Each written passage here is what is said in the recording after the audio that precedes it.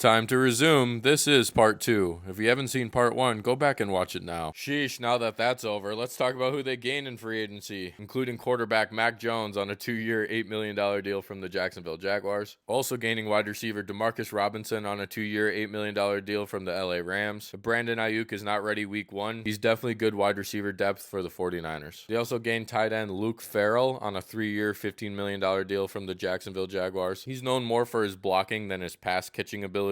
In his 4 seasons with the Jaguars, he only has 36 receptions for 318 yards and 0 touchdowns. It's a lot of money for a one-dimensional tight end. Speaking of tight ends, the 49ers signed George Kittle to a 4-year, $76 million extension, making him the highest paid tight end in the NFL. Even at 32 years old, he is aging like fine wine. In 2024, his 78 receptions were his most since 2019. He had over 1,100 yards, which was his best since 2018. He also caught 8 touchdowns, which is the second most of his career. They re-signed fullback Kyle Juszczyk to a 2-year, $7.5 million deal. And then the big one, they signed quarterback Brock Purdy to a 5-year, $265 million extension. And now his bargain of a contract after being Mr. Irrelevant is over. He now has to elevate the roster around him instead of it being the other way around, as now he is the 7th highest paid quarterback in the NFL per year. The 49ers were participants in one trade. They traded away wide receiver Deebo Samuel to the Washington Commanders for a 2025 5th round pick. He's been going viral over the last few days for looking slow and out of shape. He really looks like he could be taking snaps at linebacker for the Commanders. But overall, this deal is pretty low risk, and I believe he can do more good than harm to Jaden Daniels' sophomore campaign, and overall for a team coming off an NFC Championship appearance. Unfortunately for the 49ers, I got to give their overall free agency grade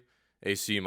Anytime you lose that many people to free agency, especially the caliber of players that they are losing, and then they're banking on a lot of rookies and minimum contract players to fill that void, it just doesn't really smell like the recipe for success. Their grade does increase by re-signing Brock Purdy and George Kittle. I'm interested to see how the 49ers can overcome losing that many people in free agency. What do you guys think? Is my free agency grade too high or too low? Is there anybody that I missed that is worth mentioning? All this and more, let me know down in the comments.